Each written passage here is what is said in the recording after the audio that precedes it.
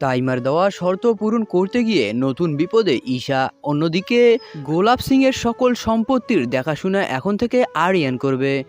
কাবিয়া এবং আরিয়ান সেই সঙ্গে আরিয়ানের ভাবি মিলে করলো নতুন প্ল্যান। হ্যালো গাইস, কি অবস্থা সবার? পাতি ব্রহ্মচারী নাটকের আগামী পর্বের আপডেট নিয়ে সকলের সামনে হাজির হলাম। আজকের পর্বটি বেশ ইন্টারেস্টিং হতে চলেছে, তাই বলবো পুরো ভিডিওটি দেখতে থাকুন। পর্বের শুরুতে আমরা কাবিয়াকে দেখতে পাই, যার হাত থেকে একটি ফুলদানি নিচে পড়ে যায়। এতে গোলাপ সিং অনেক রেগে যায় এবং আরিয়ান এসে বিষয়টা সামলে নেয়। অন্যদিকে আমরা দেখতে পাই যে ঈশা স্বপ্নে দেখতে পায় তার ভাই এখন নিজের পায়ে হাঁটতে পারে। এটি দেখে সে একেবারে আবেগ আপ্লুত হয়ে পড়ে।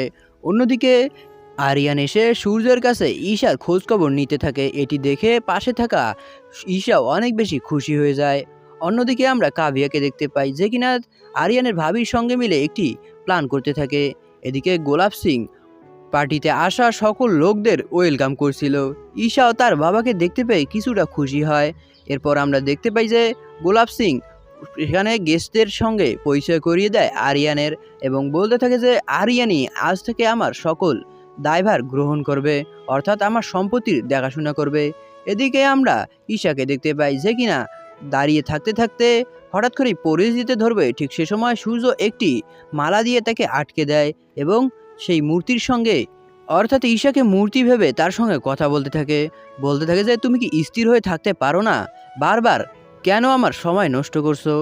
অন্যদিকে আমরা দেখতে পাই যে সেখানে থাকা কিছু গেস্ট ঈশার ব্যাপারে কথা বলছিল। তারা বলতে থাকে যে ঈশার তো বিয়ে হয়ে গিয়েছে এক গরিব গুন্ডার সঙ্গে। এটি শুনে সেখানে থাকা গোলাপ সিং অনেক বেশি রেগে যায় এবং আমরা তার বন্ধু মিনিস্টারের সঙ্গে দেখতে পাই।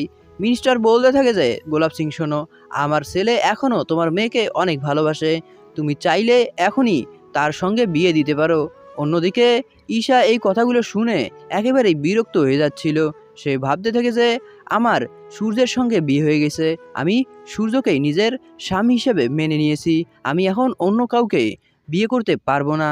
অন্যদিকে আমরা সূর্যের বাড়ির লোকজনকে দেখতে পাই, যারা কিনা আজ বেশ খাওয়ার আয়োজন করেছে। ঠিক সে সময় সেখানে এসে উপস্থিত হয় মনিকা এবং তার স্বামী। তারা দুজনেই এসে খাবারের সন্ধান করে। এতে সেখানে থাকা লোকজন তাদেরকে বলতে থাকে যে তোমরা তো পার্টি থেকে খেয়ে এসেছো, আমরা জানা মতে সেখানে তো অনেক ভালোই খাওয়া দাওয়ার আয়োজন করা হয়েছে, তাও আবার বাড়িতে এসে কেন খাওয়ার চিন্তা করছো তোমরা? অন্যদিকে আমরা সূর্যকে দেখতে পাই। সূর্য দেখতে পায় যে কিছু লোক ঈশার ব্যাপারে বাজে মন্তব্য করতে থাকে। সূর্য তাদেরকে ভালোভাবে বুঝিয়ে সেখান থেকে পাঠিয়ে দেয় এবং গোলাপ সিংয়ের কাছে যায়। গোলাপ সিং থেকে বলতে থাকে যে আমি যে করেই হোক চাই যে ঈশা খুব দ্রুতই আমাদের এই বাড়িতে চলে আসুক। তখন সূর্য একথা শুনে বলতে থাকে যে আমিও সেটাই চাই, আমি যত দ্রুত সম্ভব ঈশাকে এখানে আনার চেষ্টা করব।